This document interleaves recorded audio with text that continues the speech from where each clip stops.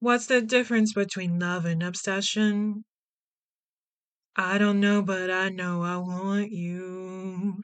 And judging by your facial expression, oh, I think maybe you might want me too. What's the difference between love and obsession?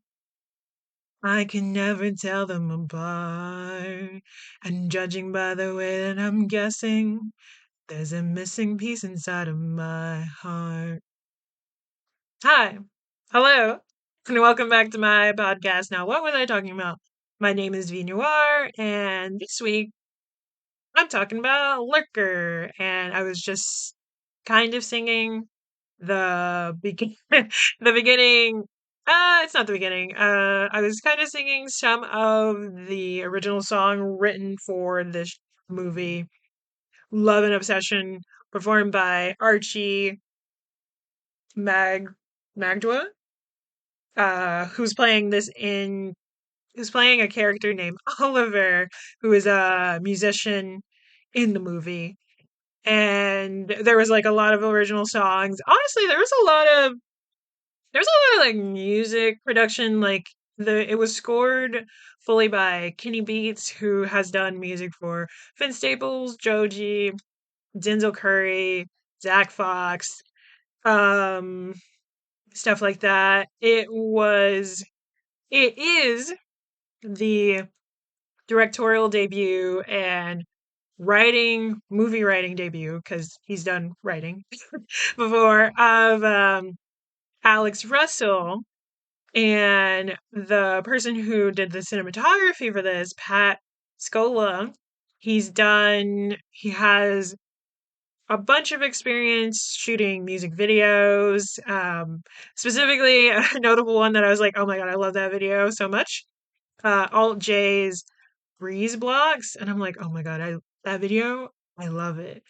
And he has done the cinematography for movies, notably Sing Sing, recently A Quiet Place Day One, and also Pig, which is like that more serious Nicolas Cage movie that came out a few years ago, where he has a truffle pig, and that's how he makes a lot of his money. And then the pig gets kidnapped or pig napped, I guess. And I gotta hate that I didn't know. Honestly, I didn't really know that much about truffle mushrooms, but the fact that Stardew Valley, when you get pigs, you unlock pigs, they dig up truffles. And that's how I learned about how those are found, because there's just like a whole pig that can sniff them out and get them. Um, but it's just the animation in Stardew Valley is so cute when it does it. God, I haven't played that game in forever. I kind of want to. It's one of those games that I need to stream, because I'm like I haven't played in so long, and I do want to do a modded out version of it on my computer, because I'm like, I originally got it on the Switch, and then I also got it on my tablet, and now I'm like, I guess I got to get it on my computer now, because I want to be in a throuple with, I forgot the character's name. Um, Krobus. There we go. I was like, how could I forget Krobus? I'm like, I love Krobus so much. He's so cute. I need a Krobus plushie. I wanted to be in a throuple with Probus and Sebastian, maybe? I don't remember. I know in my like Switch playthrough, Emily is someone that I'm very close to being married to, but I don't know if I want to be married to her. She's doing like a weird crystal dance. I was shooketh. No. But I don't know. I love Krobus so much. But yeah, you can't date him or anything. He just sells stuff, or he sells you stuff. And I'm like, no, but I want him to live with me, not in this dark dungeon cave. I mean, he probably prefers that, but he deserves a home. Maybe it was Elliot. I just like long-haired men in general. Oh, I was like, what am I talking about? So yeah, let's go back to Lurker. It came out this year. It is about a retail employee that infiltrates the inner circle of an artist on the verge of stardom. As he gets closer to the budding music star, access and proximity become a matter of life and death, which that's pretty dramatic. And I mean, it does get kind of life and deathy a little bit. Um, but yeah, Lurker, Lurker, Lurker. I saw one trailer and I was like, sold. I'm done. I have to see this. Thankfully, my roommate reminded me of it. And we got to see it in a theater before it was out of theaters because unfortunately it wasn't in theaters for that long, and I hate that. But the distribution is Mubi. So if I'm assuming they're going to just have it on their streaming platform. I'm like, God damn it, do I need to get a movie subscription? I'm like, if I get rid of everything else, especially Hulu when they are fully Disney, um, and honestly, I could just get rid of my Hulu right now because the only thing I was really watching on there was Will Trent, and I haven't really used it. And I'm like, I was using Hulu to essentially watch TV, like regular TV, not even cable television. Like this should be on ABC or NBC or whatever. And so I'm like, I'm kind of leaning towards just getting an antenna at this point because like those don't cost that much. I don't like that it's no longer bunny ears. I'm like, I'm so used to the ears. I want to be able to adjust the ears. But nope, not that anymore. So, yes. But yeah, getting back into Lurker, let's see. The stars are we have the Lurker, Matthew Morning. He is played by Theodore Pellerin. And my God, the way this man was acting, I was like, he's so creepy. He's killing me. He's creepy. He's playing a really good creepy.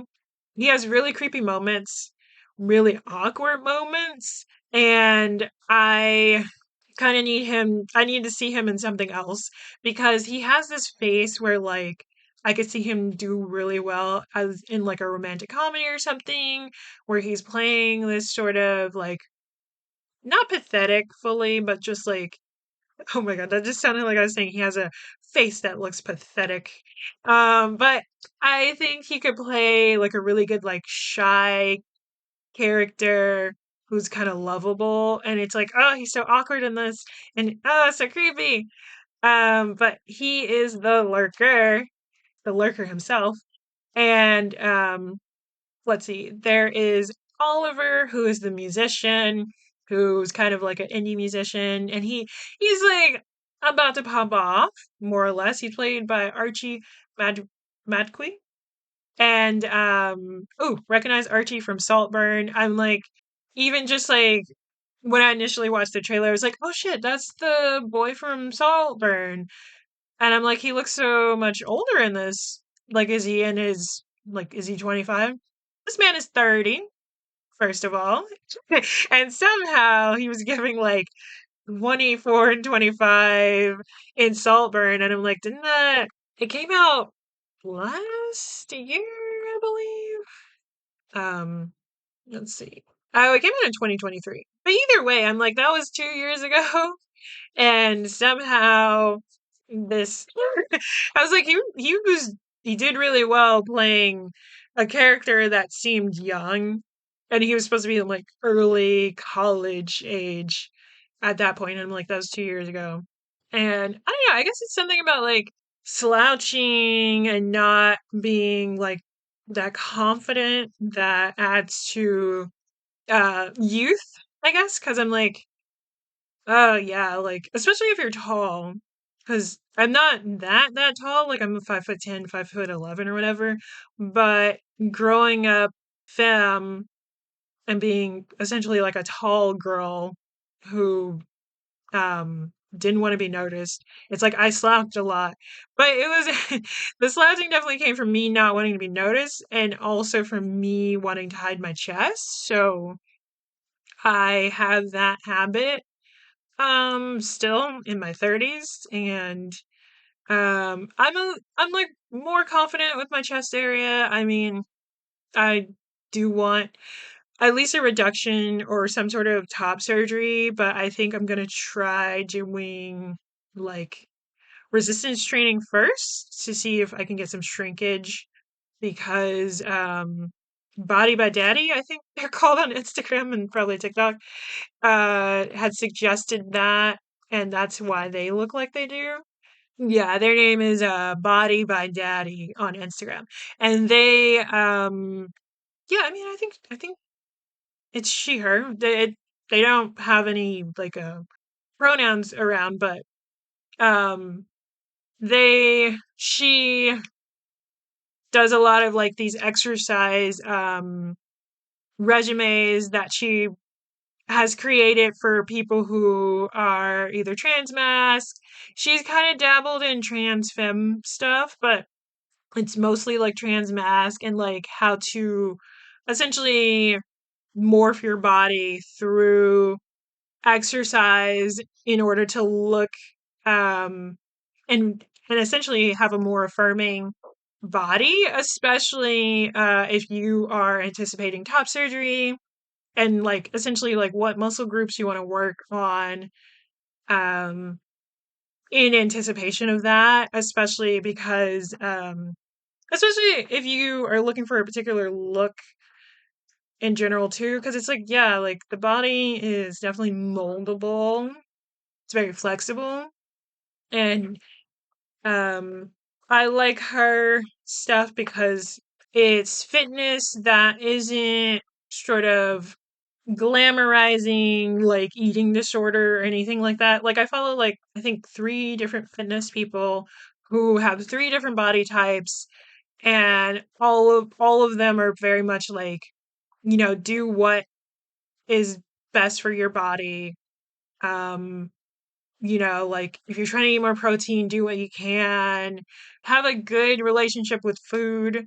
Have a good, try to develop a better relationship with your body and things like that. And I'm like, yeah, that's really encouraging because I'm like, I really don't believe in um, stopping yourself from enjoying food, honestly, just to gain a specific look. I hate the idea of cheat days and stuff like that. I'm like, I, I like food, like food is energy. And like, I wasn't even trying to talk about this. Food is energy, like, but yeah, I'm like, honestly, it's just really cool that you can change your body naturally through exercise and fitness. It does take time. It's not something that is very quick. And I'm like, I do gotta get in the gym just because honestly, like, if you're especially if you're able, it's like being able to move your body in that way can feel really nice. And especially if you're someone who works mostly at a desk all day, you know, working out in some capacity is probably actually really important. And also make sure you get your hip flexors, apparently. Because if you're sitting down all the time, those can get like really locked in. One of my teachers was having like pain in her lower back because she sits down a lot and her hip flexors were like kind of fucked a little bit. Um, and I mean, I guess another thing too with those workout influencers, I guess it's kind of weird or interesting to say that, especially because one of them I know for sure went to school for like a lot of that sort of stuff, like gym, health and fitness and whatnot. But it's like your body can be healthy at any weight. And these people are very like anti fat phobia and stuff like that because it's like you don't unless you're someone's like health professional, you don't know if a person is healthy just based on what they look like. And and I think it's really fucked that people who are fat um are perceived as unhealthy, when it's like someone who's skinny can be a really either a really unhealthy weight, or just has unhealthy habits or things like that, and it's like, but they're not being judged because skinny is seen as is the more sought after body type in our society. And I'm like, especially now, I mean, it's kind of wild to say, especially now with the rise of fascism and things like that. It's like we're getting into sort of eugenics areas of like, this is the more desirable body, and if you don't look like this, then we should get rid of you, or something asinine like that. Anyway, life is so fun right now. I am having a great time. I'm like, fucking Christ, I'm 32, and I don't think there I'm like, I feel like there's just been back to back things that have happened that are so different. It's like Y2K is probably the first like notable thing that I remember. And like I vaguely remember Columbine, but I feel like I was too young for that. But I do remember the um aftermath of it.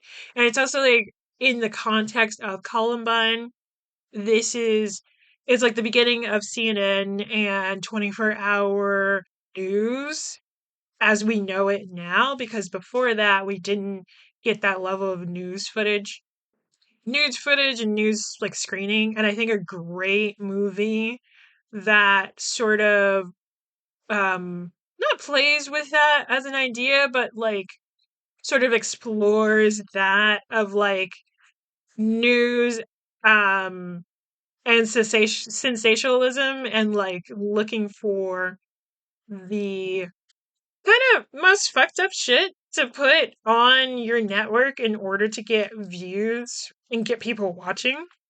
And it's called Nightcrawler with Jake Gyllenhaal. When did that come out? Actually, that movie is phenomenal. First of all, and Crawl, not the X-Men character. Although I do love, I love Nightcrawler, the X-Men character as well. Oh God, yeah, it came out in 2014. That's definitely one of those movies that I definitely think about a lot, and like I do need to give it a rewatch. Um, but yeah, like Nightcrawler is definitely something else, and that's one of those things that made Columbine even more of a serious thing, because there was this 24-hour news cycle of people there as it was happening, or not as it was happening, but like actually I would have to look into that. But I do remember distinctly seeing like the helicopter shots of like the school and everything, and like the close-ups and all this stuff. And another movie that is on kind of the flip side of that is We Need to Talk About Kevin, which is based on a book that was written during like Columbine, or like the person who wrote it was inspired by Columbine, and it definitely explores the idea of a mom. It's from the mom's perspective of someone who ends up being a school shooter. If you've never seen We Need to Talk About Kevin, like who wrote it? Lionel Sharvey? No, like okay. Because I was like, wait a minute. This whole time I thought it was written by a woman, and it is. It's just they have kind of a masculine name, but I just I couldn't remember their name. Um, that's another like phenomenal movie, and I kind of hate that. I mean, is it really a spoiler if this is one a movie from 2011 based on a book from 2003? Not really. And I mean, there is build up to the shooting. I'm not gonna say what kind of shooting it is, because that feels kind of spoilery. this is also a really good movie. It does have a young Ezra Miller, and if that non-binary chaotic mess is kind of triggering for you, or on the flip side, Tilda Swinton is in that, and if she's a triggering figure for you, like, don't watch this. It's from 2011. I don't know. Um, I mean, Tilda Swinton is a little. I'm like, it was just weird when she played a character who is Asian in what the hell are those movies? Uh, I'm gonna scream. What is that movie? Doctor Strange. Oh my god. Yeah, yeah. There we go. Yeah, that was weird for her to do that, and then for her to, I believe she reached out to Margaret Cho, asking her if she thought that was okay. That was also weird. That just felt weird. Um, all around. But she was in one of my favorite. Tilda Swinton was in one of my favorite vampire movies.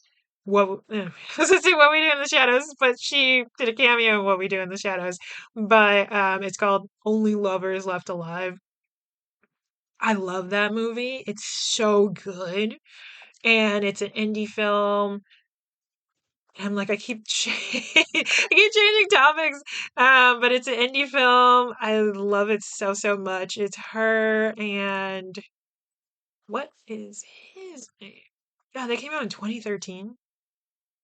It's her and Tom Hiddleston who are in this, and it's by Jim Jarmusch, which I kind of like to think of as a um. mm, he's kind of like David Lynch, but not really. Like he also is like on the uh on the fringes of like filmmaking and makes like interesting movies. Um Obviously he's not as like popular as David Lynch. As in like I feel like people don't I don't think I've ever heard anyone bring up his name, honestly. But I'm like I fucking love Only Lovers Left Alive. Like that is one of my favorite vampire movies. Aside from Sinners, of course. I love Sinners. That's a very different vampire movie, but like of like the sort of traditional vampire as main character, not vampires monster. Because they are, I mean, they are monsters, but it's still just like it's about a vampire couple and them sort of coming back, and like Tom Hiddleston is playing this emo musician vampire who's like ultra depressed. He carries like a gun with like a wooden bullet that he got crafted because he's suicidal because he's emo. But I love this movie. The soundtrack is phenomenal. It's also created by Jim Jarmusch. Jarmusch. I'm like, am I pronouncing his name right? But I do feel like I have strayed too far from the sun and need to come back to talking about Lurker. But yeah, to get back into Lurker, like Jesus Christ. Now that I'm doing like these shorts where I'm talking about doing really quick film reviews, if somebody came to listen to me yap about this, I'd be like, what the hell are they doing? The hell is going on? I don't know. I don't care, okay? This has kind of a structure. I just allow myself to kind of rant and go. I mean, I don't have a script. I think that's the main thing, but for me, because I'm not an actor, I am not really good at reading off a script. It doesn't feel natural to me. But yeah, getting back into Lurker. Matthew, played by Theodore Pellerin, is kind of obsessed. He's a big fan of Oliver. But Oliver doesn't know this, and he works at this clothing store with I guess his friend Jamie, played by Sunny Suljic, and they're just working. It's kind of the beginning of the movie, and Oliver comes in, I believe, with Bowen, who is played by Felix, who's actually a in real life musician. He's part of a rap duo called Paris, Texas, which is awesome.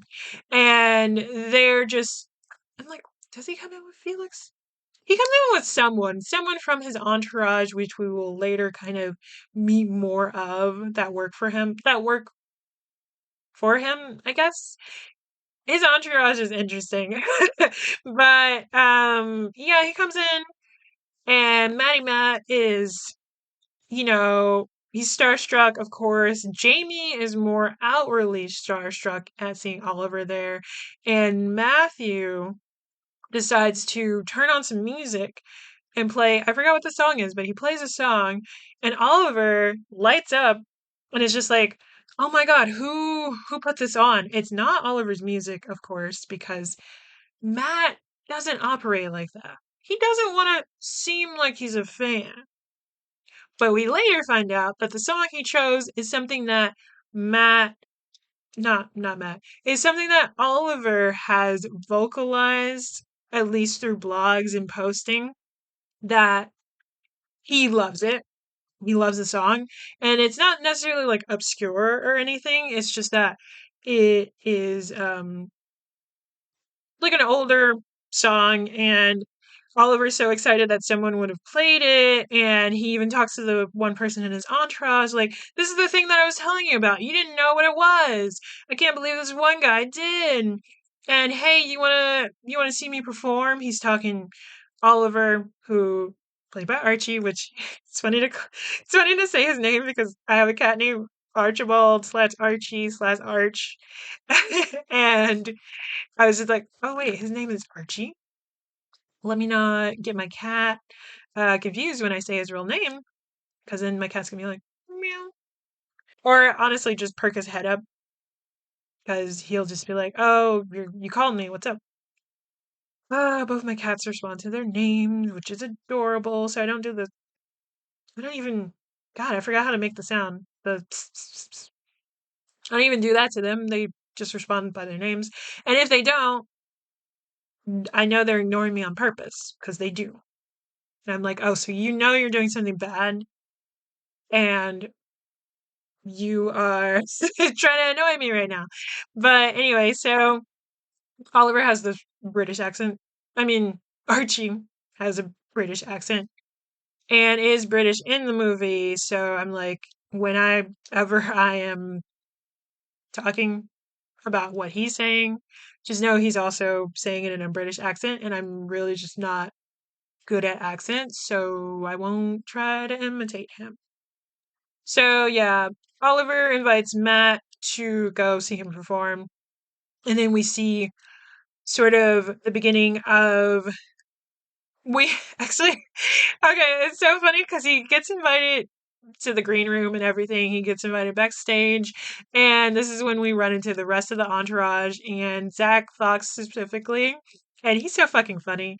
My friend was able to meet him, and apparently he just is like that. Like he's just this guy. And the first thing that he says to Matt is just like, "Oh, so you're gonna come in here and not take your pants off?"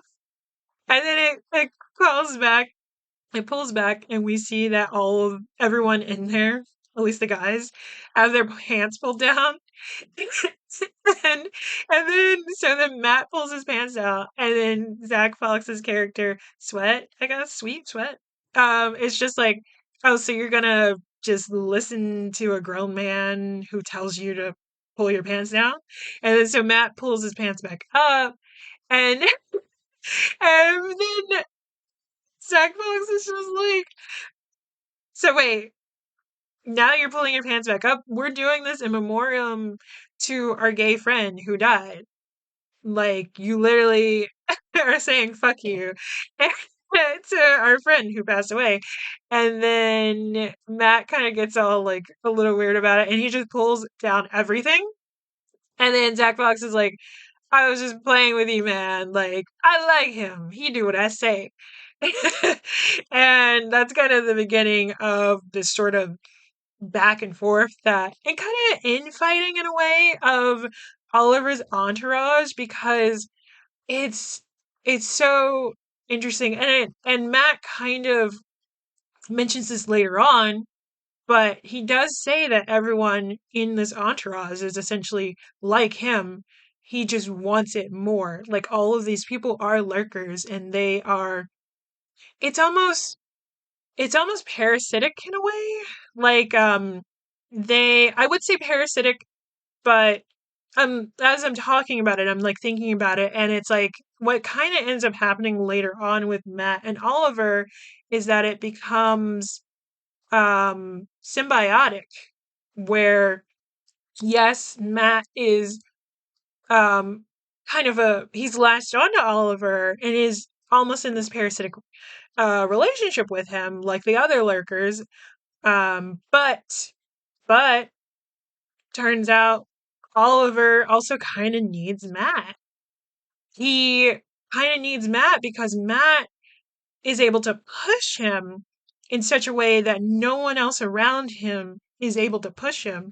And I'm kind of skipped to the ending, but like in the end, we see this time skip where Matt is still around Oliver and Oliver has won Grammys. They're screening the it's a screening of Matt's documentary of the last few years or whatever that he was developing.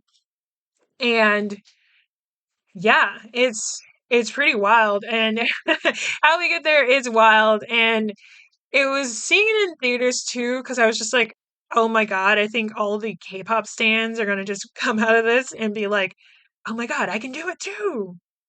I can be this. And then other people were like, is the moral, well, like, what is the moral of the story? I'm confusion to lurk and that's kind of it. You're gonna get what you want, I guess. And honestly, I'm like, this isn't a movie that it's morally gray. Like this isn't a movie that necessarily has a happy ending. There isn't a moral to the story. It's not structured in that way where you're supposed to learn a lesson from this. Like it is a psychological thriller.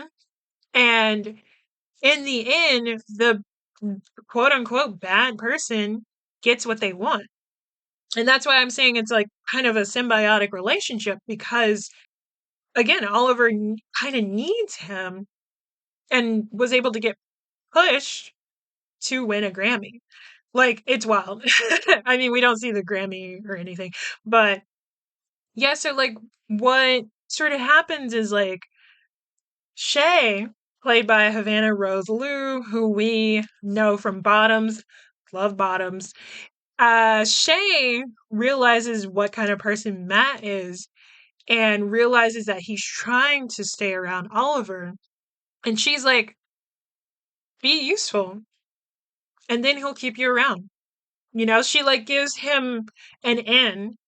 And so he finds like a old camcorder and starts recording. And Oliver's like, oh, yeah, are you, a videographer or whatever? And Noah, played by Daniel Zalgadar, Zalgadri, sorry, I messed up your name. Noah, who's already there, being the videographer, cinematographer, like, listen, those are those are kind of the same thing. Being the videographer and like the editor and everything like that. He's like, who the fuck is this? Because nobody's taking my spot. And he's just like, do you know how to use Premiere? Do you know how to use a camera? And Matt was kind of being useless. It's like, who the fuck are you and why are you here? And you're not going to replace me, is what Noah was thinking. So then Matt gets obsessed with trying to learn Premiere on his own, trying to figure out cameras on his own, and he self sabotages. No, I said self sabotages. He sabotages Noah by leaving the extra batteries for his camera away while they're shooting a music video for Oliver's new single. And what I love about this movie is that it is part movie, it's part musical, in that there are songs that were created for this movie. And Archie, in characters, Oliver is singing them. And I believe Rex Orange County did a few of the demos for the music.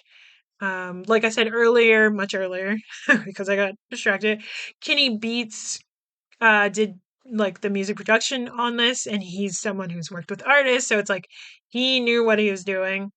And looking at one of the interviews from the cast and crew, Alex Russell and Archie were talking about how this this the music and framing was kind of inspired of like 2018 Dojen, Rex Orange County, Brockhampton, sort of post Frank Ocean, Steve Lacy, Dome Fick. And it's like if you liked any of the music in the movie, listening to those artists is basically gonna give you kind of the same vibe.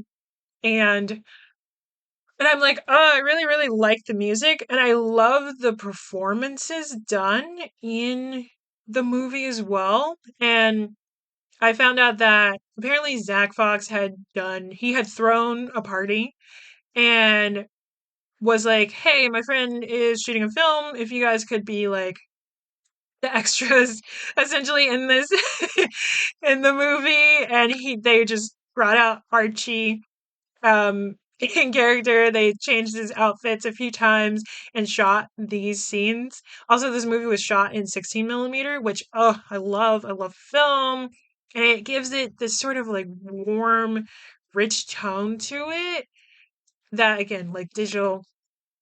And like, of course, you can make digital look like that, but there's something more authentic about just film stock. But yeah, so like all of the concert shots were just shot during this Zach Fox party, which is why the crowd looks more natural, which is why the performance feels more natural. And I think they were actually just playing the music during these shots as well. So it's like the audience is actually listening to music rather than what usually happens during a scene like that of an audience dancing to the sound of nothing and the audio's added in later. And so Matt eventually tries to make himself more important, essentially, so he can stay around Oliver by making himself more useful. By yeah, I was like, I forgot what I was saying. I paused and went on a whole journey doing something else. By again learning Premiere and wanting to develop that documentary for Oliver and shit like that. And he even sets up these security cameras throughout the house to get sort of like B-roll and stuff. And whew, which was I was like, did you ask about this beforehand? And then of course my Archie is meowing because he wants to eat dinner, and I usually give him dinner an hour from now. I don't know. Yes, I do. I was like, wait, why did talking about my cat remind me of Folsom Street Fair? And it's because he's my pet, but also pet play.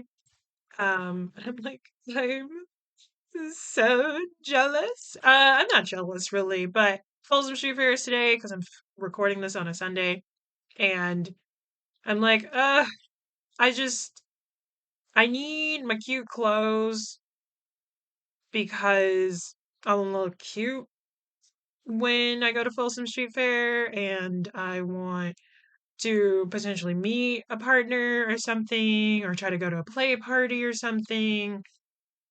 But I want to dress the part. I don't want to look like I'm a tourist in the kink community. I'm like, no, I've been about this life. No. But I was just like, I've been so out of the loop and like with COVID and everything. Cause I'm like, I distinctly remember in 2020, I was like, I'm gonna I'm gonna try to go out more. I want to meet people. I want to try to date. And then lockdown, a pandemic, ongoing pandemic. It's not like it's over. I am a COVID conscious person. I do still mask when I can.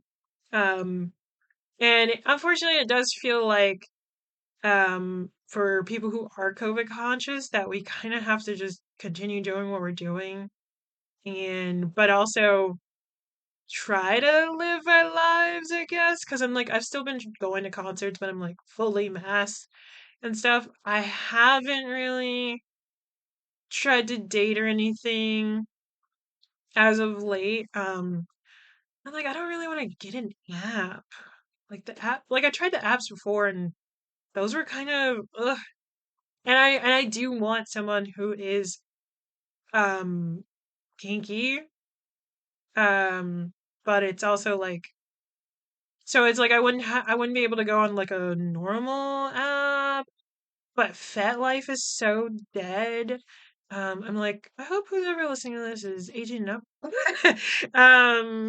Yeah, FetLife is so dead. I did hear about an app specific for kinky people, but I don't know. I'm also like, I got a lot of shit going on, like with work and everything. I don't really have time for a partner right now. I think I would make time for the right person, but I mean, that's also like kind of a weird thing of like, oh yeah, a person just stumbled into my life and now I'm gonna make time for them. It's like that feels weird too. Like I can't just expect that to just happen. Like things don't just happen to you like that. You gotta put yourself out there as well. So I'm like, I think I will maybe try to intentionally, at least towards the universe, be like, I am looking for a partnership. And yeah, like ultimately I do want partnership, even if I am someone I mean it is funny to be someone who is ace, demisexual, and also kink. I'm like I don't want to talk too much about the stuff I'm into, but I do want someone who is submissive, and that should be enough for you to use your imagination, right? Don't ask ChatGPT what that means. You can look it up. Um, yeah. But what was the fuck was I talking about? Anyway, I got derailed again. I'm like, if you're a fan of me, you probably love the derailments and want me to yapper on about this, but I'm like, I mean, this is how I talk too in general. Like, if I'm talking about a subject that I love, I will go on tangents because I'm like, I get excited. And I'm like, oh, I need to bring up this other thing. So this is kind of the closest version of myself online, I guess. I'm like, it's very interesting. I somehow, this is like what, my 24th episode? And these are more or less an hour long. So it's like this whole day's worth of me just yapping. And I'm like, good for you guys. You can you can take this all in and experience me, a side of me, because this isn't me fully. This is just me talking about a subject that I like.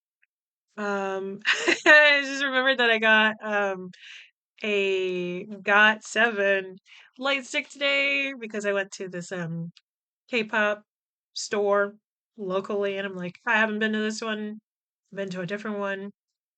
And I wanted to pick up a gift for my friend whose birthday is coming up. And I was like, do you have this album? It was specifically an Extraordinary Heroes album. And they only had Beautiful Minds and not Living Free. Living the other one. And apparently this is one of their favorite albums anyway, and they didn't have it, and I was like, yes. Did I also get another Jackson Wang International album because I wanted to see if I could get any other posters or photo cards? Yes. And I'm gonna stop at 3 because I did get 2 other posters, and I'm like, thank you. Like, how the fuck did I end up? I'm like, I must have got the first batch of these because I ended up getting.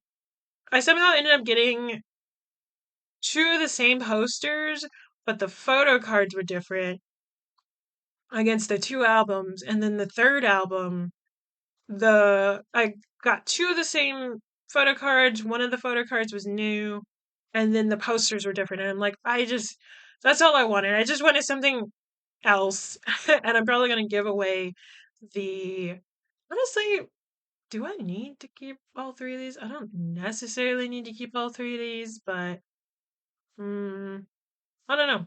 Three is a good number. I like odd numbers. So three's my favorite, five's my favorite. I love seven. Love seven.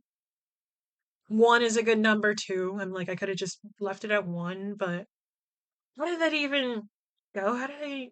Okay, I ended up getting two because I pre-ordered it from a local K-pop store, and then the second one came from me throwing my like throwing my hat in the pool for the video call that he was doing through Music Planet because I was like, oh yeah, whatever, I'll try for it. But I wasn't gonna buy like thousands of fucking albums. One, because I'm not made of money, and two, I was like, I just want to leave this up to chance. I'm not gonna try that hard. And I ran into a video of someone who does buy a bunch of albums to get the video calls or whatnot.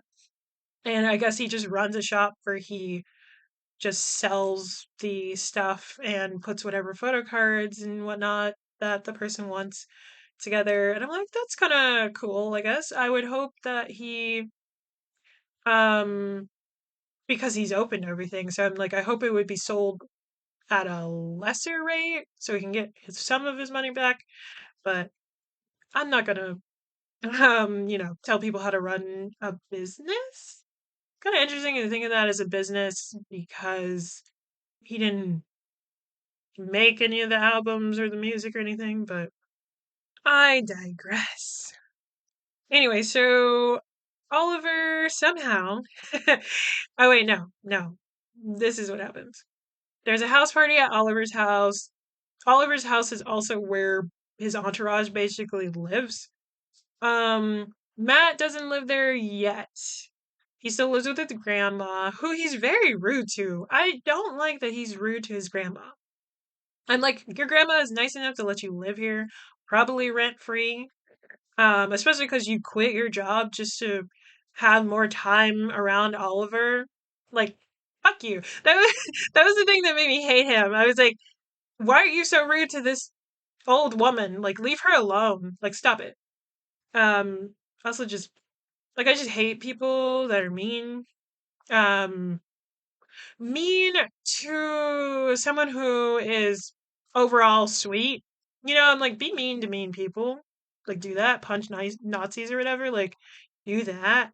But, um, like, it's a reason I wasn't able to watch Courage the Cowardly Dog growing up because I hated how mean Eustace was to Courage. And I'm like, Courage is risking his life to save you guys against these supernatural entities, and you don't know that, and you don't appreciate him, and you're yelling at him. And I'm like, this is me as a child trying to watch the show because I'm like, I love supernatural. I currently love supernatural stuff.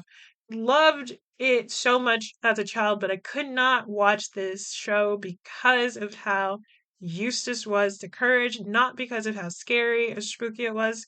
It's very spoopy, hilarious. Um, and I am very excited for this movie coming out called Good Boy, which is basically Courage the Cowardly Dog, but live action. And the dog is so, so cute. The dog is so cute. But it is from the dog's perspective and how it is protecting its owners from supernatural entities. And I'm like, yes. Also, I love the marketing or I love the current marketing because I follow Shutter. I think Shutter is the distribution for them. And they had posted like, we've heard you. The dog doesn't die. We swear. And especially after talking about fear and how that dog does die. Um, it's really nice to know that the dog won't die in the end because I'm like, especially if it's from the perspective of the dog, God, you would hope. I'm like, the dog can be in danger or whatever, but as long as in the end it gets through everything, I am fine. That's all I need. That's all I wanted. But getting back to Lurker, Matthew invites Jamie, who was his coworker. They eventually become coworkers again, but I'll get there. He invites his coworker over to Oliver's house party, and then Oliver's like, "Oh, what you're wearing is really sick." And Jamie's just like, "Oh yeah, I made this or whatever," trying to play it cool. And my cat is doing something next to me. This is literally Archie doing something. He's like trying to climb through something. I have some like stuff over here, and he's like, I need to climb. And all I see is his like back legs extended, and I don't see the front part of him. He looks wild right now.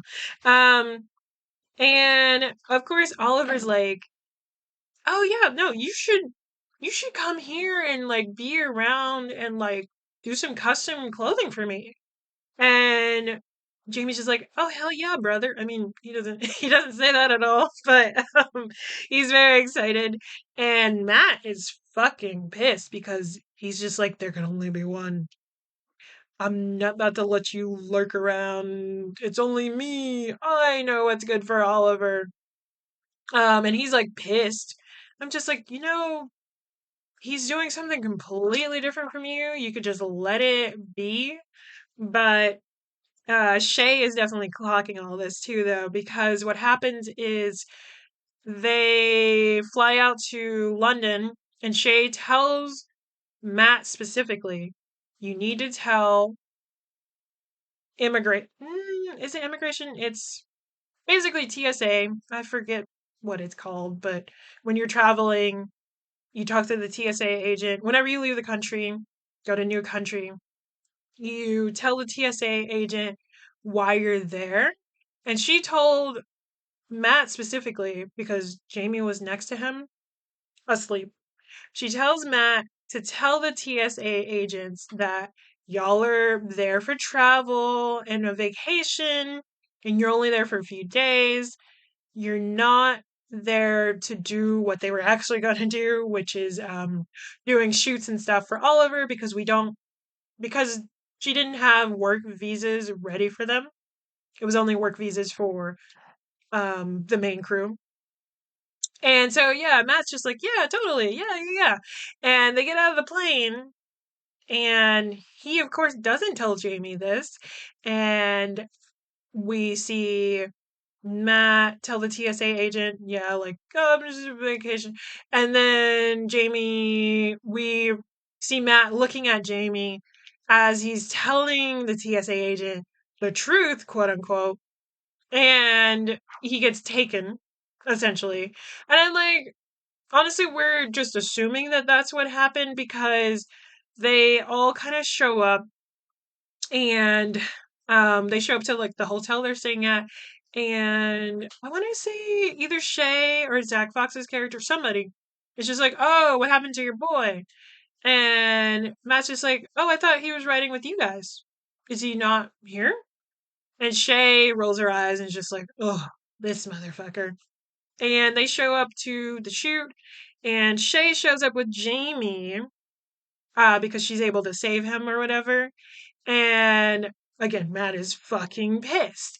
And this is when the scene that happens here is when we see him snap because they're trying to do some like shoot or whatever for like a magazine cover. Noah is striking out and not having good ideas. Matt is also striking out, and Oliver's not liking these ideas either. And Jamie's like, "Oh, what if I do da da da?" And Oliver's like, "Oh yeah, hell yeah, I like this. I like this." Matt's fucking pissed, and he pulls out his camcorder because this is again. Oh, I don't think I explained this actually. This is the thing that made Oliver initially want Matt on board with no. It made Oliver on board with Matt being around and recording because he had shot just like some, you can consider it B-roll of like Oliver and one of his friends biking and like they're running into these trash bins. And this is like a very natural, not composed thing to happen, very candid. And he showed it to Oliver because Oliver was looking to add something to a video or whatever.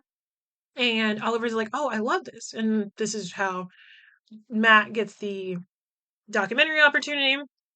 And so he pulls out his trusty camcorder and he's like, oh, I'm recording, while Jamie is up this ladder trying to take pictures.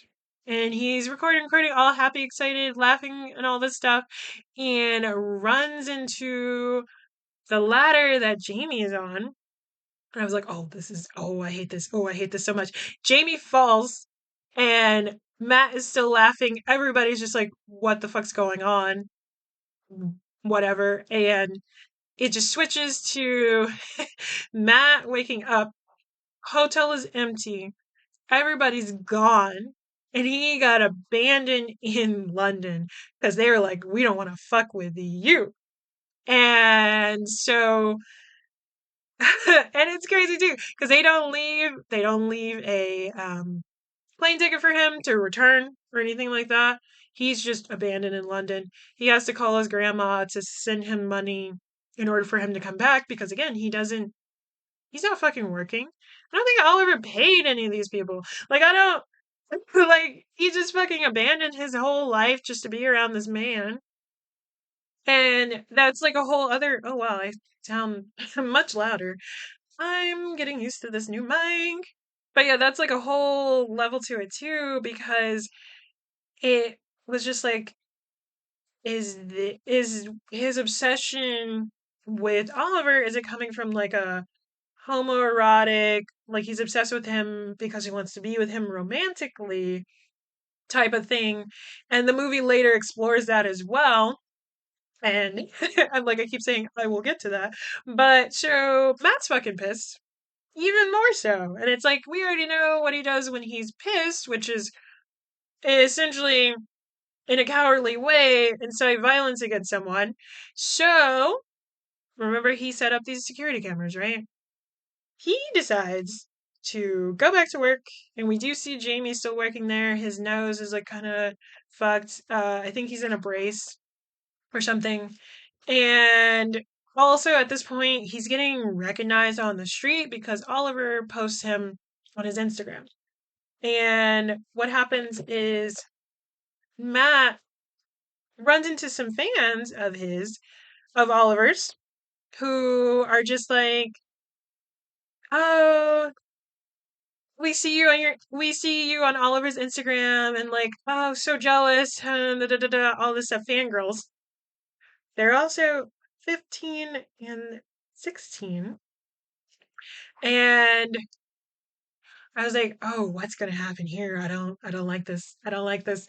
And he's like, "Oh yeah, I can totally get you like backstage passes or whatever." And I don't know how the actually I do know how the fuck he does it because he knows the door person, and he's like, "Oh, I need some passes for Oliver's thing." Gets the passes, hands it to the girls. I want to say no, no, no. We see it's like implied, but we see, and I mean implied, what Oliver does to the girls. But we see Matt, and it's through clips, we see Matt smashing up some sort of pills and putting it in alcohol and leaving the alcohol in the backstage, in the green room.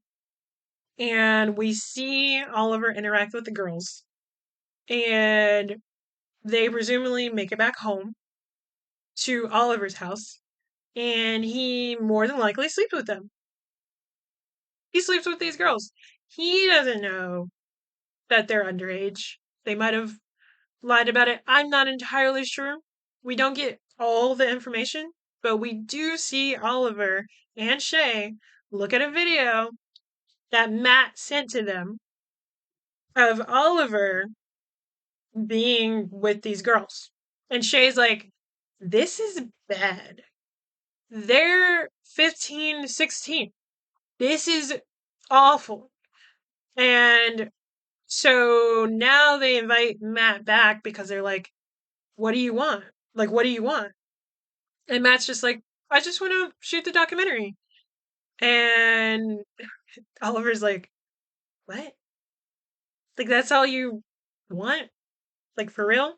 And Oliver kind of plans to sort of try to delete the footage off of Matt's hard drive and everything by sneaking into Matt's room because now Matt has a room in the house. Look at that.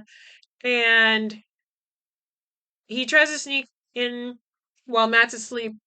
And Matt's like, what are you doing? And Oliver's like, oh, watching you sleep. And Oliver, thinking that the obsession is more homoerotic or whatever, tries to make out, or this was weird. This was weird. Really, really weird. Oliver tries to make out with Matt. Matt's like, he fucking, he, he carves him and it's just like, haha, we should wrestle. And starts like laughing and wrestling Oliver, and Oliver's confused. Us as an audience was confused because again, it's like, what is this? Why are you so obsessed with this man? And he's like, no, I'm just a fan. I just want you to reach your full potential. I just want to be in your life and shoot this documentary about you. I'm not sexually attracted to you. I don't want you in that way. And or like that's implied and it's like this is weird. And it we had seen Oliver um essentially have a threesome. Like we didn't see the threesome, but we saw him in his bedroom with a man and a woman. So it's like we know that he swings that way. And the character, not the character, the actor Archie, in Saltburn, he's also like presumed to be gay. So it's like we know that Archie as an actor does play these like queer characters. So, if he was that way, um or like he is fine playing a queer character, so we would have seen him try to, if Matt was that way, I should say, then it would have been something that we would have seen coming. No, what the fuck am I saying? It felt like it was being written where Matt was doing this because he had romantic feelings or sexual feelings towards Oliver. And because we had seen Oliver be someone who is attracted to men and women, and the actor is someone who's played a gay character or just a queer character in general before, that ultimately could have been the route they went with this. But it was interesting to see them be like, like Matt be like, no homo, I just want to wrestle you, bro. It's just like, what the fuck's going on? And so then it's kind of just like, what is the character motivation behind this guy? It was weird. I didn't, I, like at that point, it was definitely a turning point where I was just like, I don't really know where this movie's going. Like, I don't understand fully. And so we get this scene where Oliver is in the booth with Bowen, again played by Felix, who is a part of Paris, Texas, and the rap duo. And Oliver keeps doing these takes and everything, and Matt's also there. And he's like, that wasn't good enough. We need to do it again. And Matt tells Bowen to leave just so he can have a one-on-one with Oliver. And it's so interesting because the dynamics are shifting. Everybody's on eggshells and sort of listening to what Matt wants because they know that Matt is kind of in control of the situation now. Like Oliver is who he is, but they're just following along to how Oliver is behaving, so they don't want to upset Matt because Oliver is in this situation where he doesn't want to do anything that Matt doesn't want him to do because he's getting blackmailed by him. Right? It's like, oh my God, the dynamics have shifted. And now even Jamie comes around still, but now he's doing what Matt was initially doing when he showed up at Oliver's house, which is essentially like an unpaid maid and cleaning up, doing the dishes, doing the laundry, and all this stuff. And so Matt talks to Oliver and he's like, I just want you to be essentially the best version of yourself. Like, I want this to be good. And like this, it's kind of like this weirdly sort of not heartwarming, but it's like I think about celebrity and I think about musicians who can become sort of larger than life, right? And Oliver being that kind of musician, to have someone basically say, I see you, and I want you to be better. And what you're doing right now is not good. Because again, Oliver was surrounded by all these yes men that want him to succeed, but they also want to be a part of that success because they want to get the residual like earnings of it. And so Oliver kind of just starts crying, and it's almost as if he's being like seen for who he is for the first time.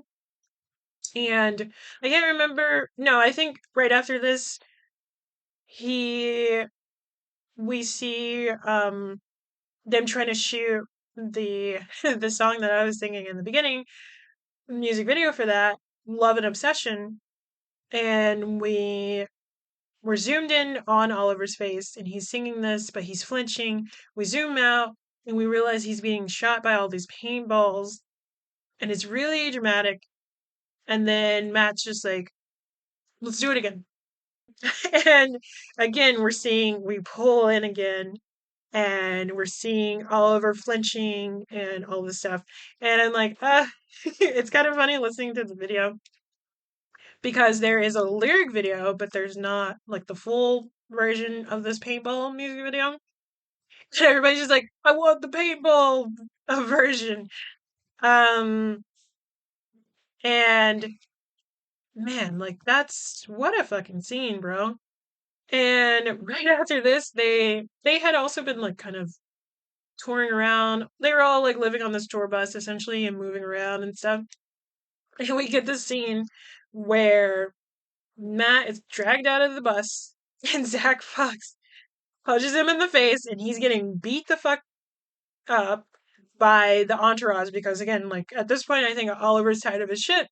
He doesn't give a fuck. Matt is getting beat up. Oliver decides to get the hard drive and delete the footage that is essentially being used to blackmail him.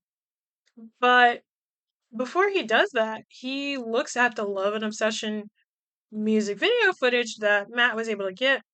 Or, like, that's my assumption. He could have also just seen a more finished version of that music video.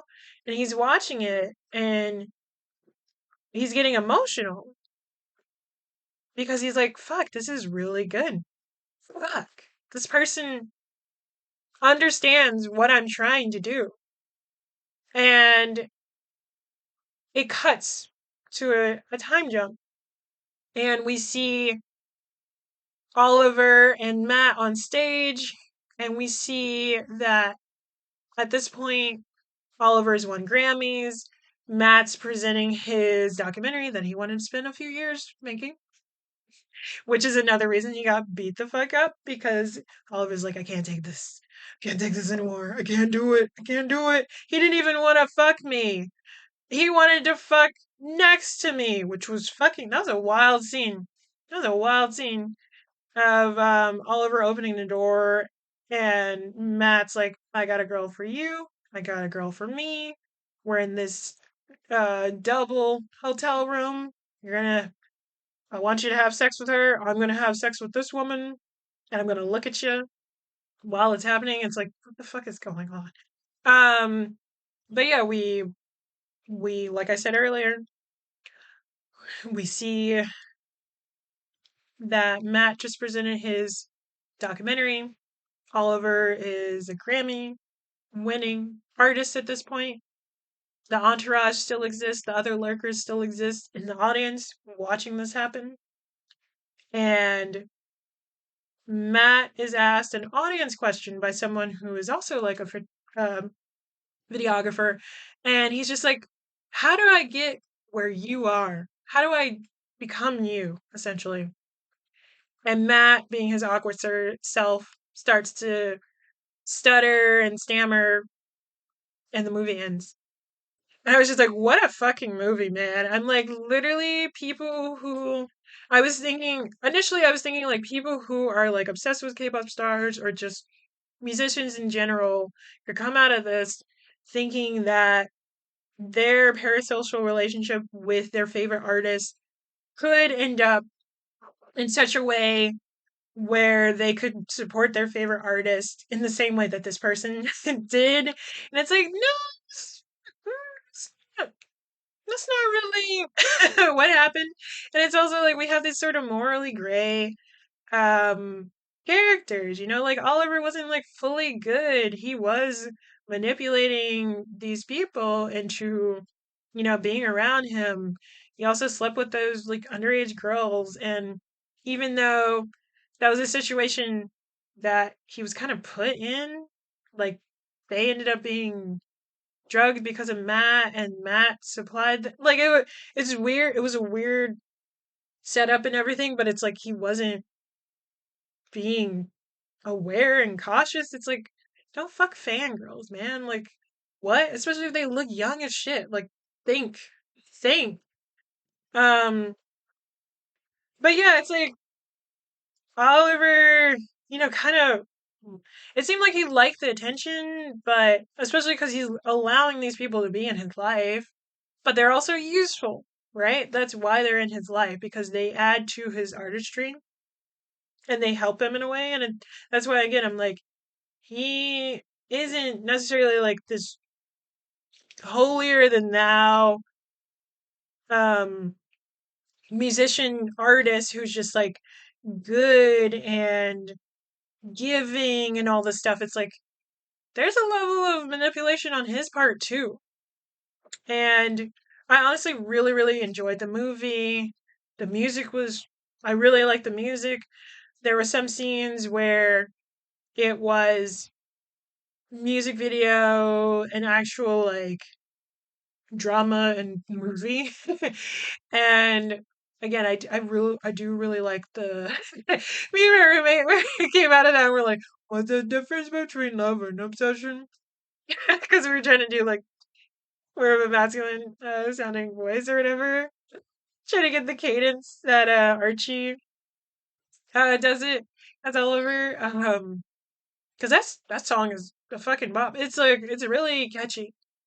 And I was and honestly, this movie like sat with me after the fact too, because yeah, I don't know, it was just like that ending was just so wild that I really I really didn't expect it at all. I was just like, because I just assumed they were gonna honestly kick Matt's ass and just leave him there and then kind of move on with his life. I didn't expect it to like do that sort of turn where he keeps him around. And I was also kind of thinking of like a keep your friends close, keep your enemies closer sort of ending where he's like, yes, this person is blackmailing me. He's not exactly my friend, but he does understand my vision and he does push me in a way that the other people around him don't, and that's why he's keeping him around. Is honestly how I feel. But yeah. What a movie. I think it'll probably be on Movie. Like it sucks. Kind of hard to recommend movies that aren't really on streaming platforms like that or like more easily accessible. That's like one of the reasons I wanted to start the Patreon where it's essentially going to be a film club where I do screenings um with people who like pay into it. I mean, I wouldn't I think I wanted to make the monthly thing like $7 or something. Like I definitely wanted to be a reasonably priced thing, and I think I wanted to. I mean, I have it set up. I'm saying I think it is set up. It does exist. It's patreon.com/V Noirs Film Club. Nobody's a part of it as of yet, but I do want to essentially have a group viewing of different movies. If you become a patron, you would vote per month on like what movie to watch, and then I would find a way. Like the movies to vote on would be something I can either access through streaming or have like the DVD or something, and then they would be recorded and only viewed through the Patreon. I would probably do whenever I get YouTube memberships or whatever. I'd probably have like it would be together or something like that. I'm not sure how that works. It would probably be a little harder to do YouTube membership and also Patreon as a movie streaming, or I don't know.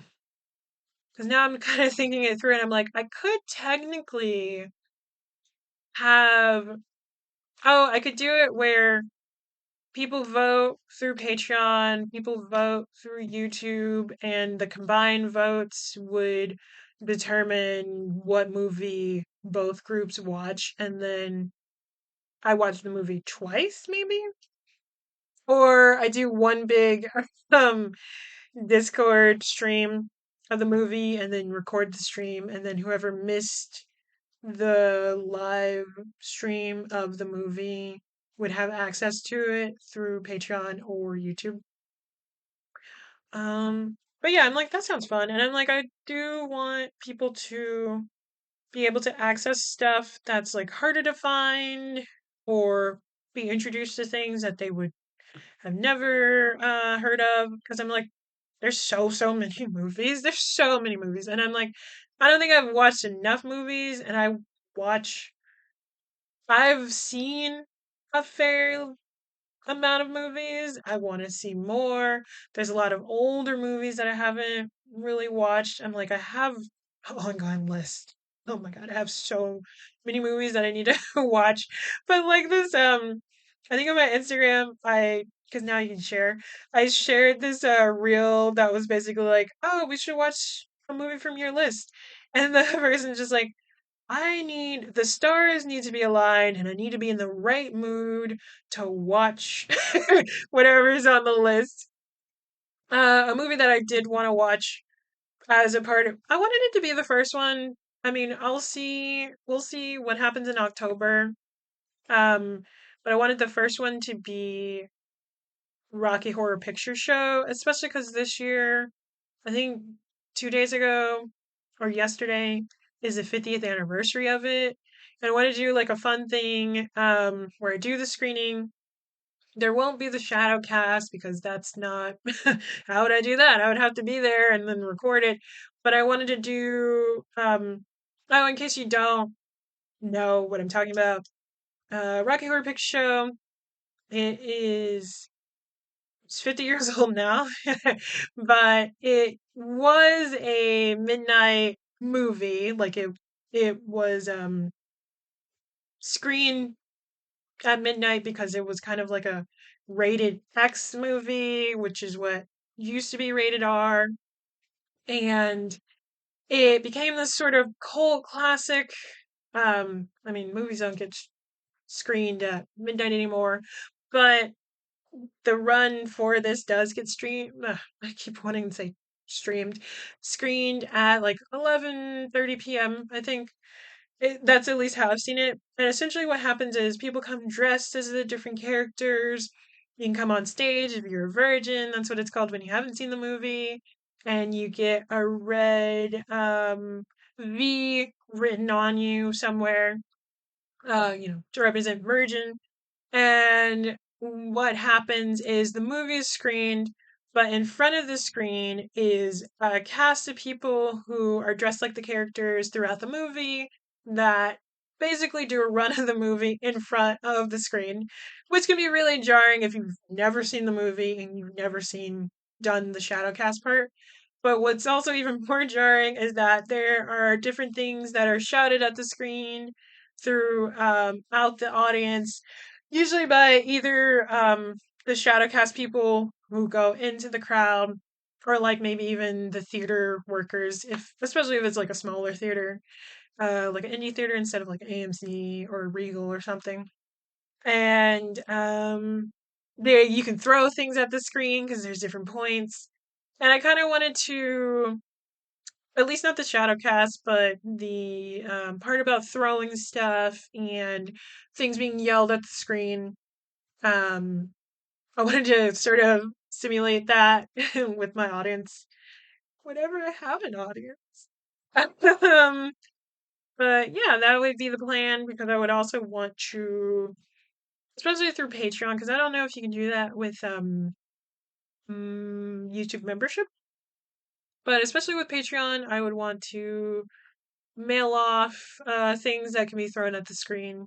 There's like a toilet paper roll shot that like one of the characters says "Great Scott" and you throw the roll in the air, because Scott toilet tissue. Um which is really fun, but I'm like I wouldn't actually send a whole roll. I would probably send a tiny roll or something different. I don't know. It's something I want to do, and I think it would be fun, and it's in line with me making a podcast. That's me talking about movies that I've watched and stuff. And Lurker's still in very much the thriller, psychological thriller, horror category because I'm, again, talking about movies that are horror gearing up for Halloween.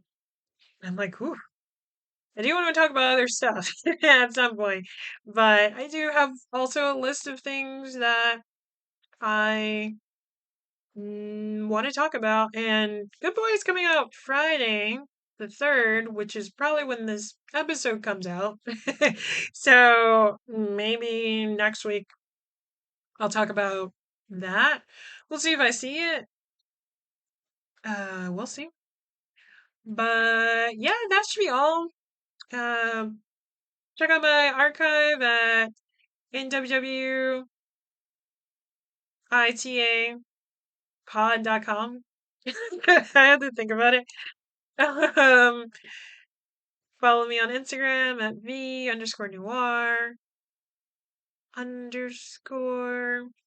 So this is when I would be looking at something. The few times that I would actually be looking at something. And so I'm like, damn, do I wanna cut this too? Um, I have a TikTok that I don't really post on, V underscore noir, and that's noir with an E at the end. Um, I haven't streamed on Twitch in a minute, but because I've been taking a break. But I do have a Twitch that's V underscore noir.